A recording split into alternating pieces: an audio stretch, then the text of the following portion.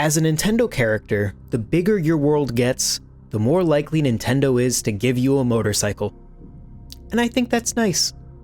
In the most recent Nintendo Direct, the release date trailer for Metroid Prime 4 opened with a visual so out of place that many questioned if we were in fact looking at a spin-off. Samus riding around a large desert environment on a motorcycle.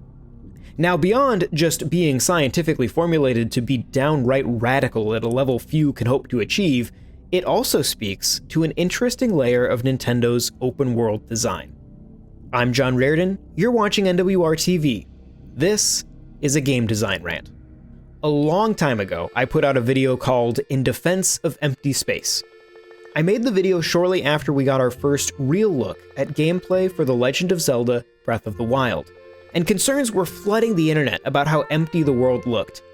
To summarize the video, it explored how a key element of open-world design is opportunities for discovery, and in order for something to be discoverable, it needs to be possible to miss it. As a result, empty space that yields small pockets of discovery is, in my opinion, a better gameplay experience than a cluttered world full of quest markers. When Breath of the Wild eventually came out, I was delighted to see that it seemed Nintendo was of the same opinion. Breath of the Wild wound up being word for word what I had described in that video as my ideal open world. I loved it. Now, the other thing about me whenever I play a large-scale game is that I don't fast travel. Games like Breath of the Wild or the open worlds of studios like Bethesda rely heavily on emergent gameplay. In other words, gameplay moments that happen spontaneously by simply allowing the systems of the world to interact with each other. It may be stumbling upon an interesting quest line, sneaking up on an unsuspecting group of enemies, finding a hidden bit of treasure, or just wandering into a nice view and taking a moment to absorb the landscape. I believe that's how these games are designed to be experienced. These are key elements of open-world design that are lost by skipping from landmark to landmark. The side effect is that it takes me a really long time to play this sort of game. In December of 2017, Nintendo released DLC for Breath of the Wild that included, strangely, a motorcycle. An odd inclusion, but for someone like me, it fit my playstyle perfectly. I could still see everything there was to see, but also do it quickly, much more quickly than on a horse. At the same time, you don't get the bike until you've put in plenty of time with the game. This helps ensure that you do still get that sense of scale that a game like Breath of the Wild is trying to convey. When it comes to Nintendo games, you can arguably trace this mechanic back to Xenoblade X, in many ways the game that walked so Breath of the Wild could run. In Xenoblade X, you were gradually given faster and faster forms of travel, but only once you reached points where the game was confident you had already got a good sense of the world. Pokemon Scarlet and Violet did a similar thing, gradually upgrading your mount as you progressed through the game by exploring its vast landscape. Though only Scarlet gets credit for having a real motorcycle in this case. I don't know what evolutionary disaster caused this thing to have wheels that don't work, but God, nature, or both made a mistake.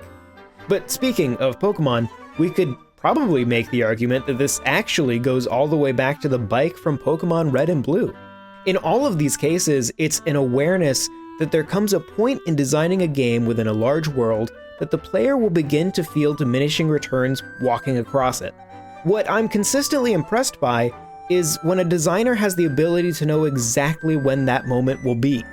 Because fast travel is an answer to exactly that problem, but I think it's a bad answer. Firstly, because in most games it's available right away, and secondly, because it solves the problem by removing the equation entirely. It ruins the seamless immersion the player gets from a world like this, and it seemingly fails to understand that exploring the world at different paces yields different results, and that there is value in managing that pace. During the lead-up to Dragon's Dogma 2, the game's director Hideki Itsuno commented on this issue when it was revealed that Dragon's Dogma 2 does not have a traditional fast travel system, saying, "Travel is boring? That's not true. It's only an issue because your game is boring. All you have to do is make travel fun. That's why you place things in the right location for players to discover, or come up with enemy appearance methods that create different experiences each time. I lit up when I read this quote because his comments perfectly encapsulated my feelings on world design. While Dragon's Dogma 2 does give the player a way to travel the world faster than simply walking, they still limit the player's ability to remove the world from the equation entirely. That brings us back to Metroid Prime 4. This is a series that is somewhat famous for making you walk. It's a game about backtracking, about remembering where you've been and using the knowledge of the things along your path to figure out where to go next. While it isn't what we'd traditionally call an open world, it does share a fair amount of fundamental design values. In this new trailer, we didn't just see Samus on a bike, we saw her going from large open areas into small confined spaces. From that desert area, we saw a glimpse of the large tree we'd seen in previous trailers. The first Metroid Prime, in particular, featured an entirely interconnected and seamless world, and I suspect that we'll see the same here.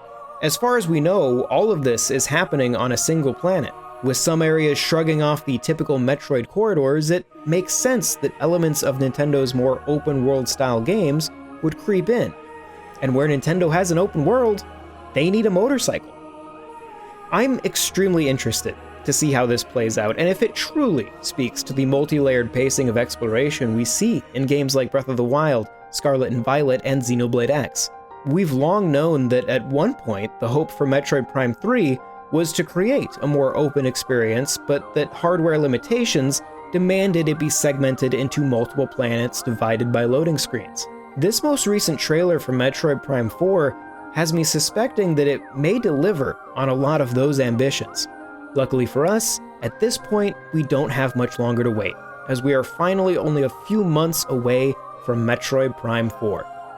After nearly 2 decades since the last mainline Metroid Prime game, we'll be stepping back behind the visor of Samus Aran, and this time, Nintendo gave her a motorcycle. And I think that's nice. Thank you very much for watching, and if you enjoyed this video, consider subscribing and checking out NintendoWorldReport.com for a whole lot more. You can chat with us about this or anything else Nintendo related in our Discord. There's a link in the description. And if you have any questions for me in particular, feel free to reach out on your social media platform of choice using the handle on screen. Once again, I'm John Raridan. Thank you very much for watching, and I will see you next time. This video was made possible by our generous supporters on Patreon. Check out patreon.com/NWR for all the details.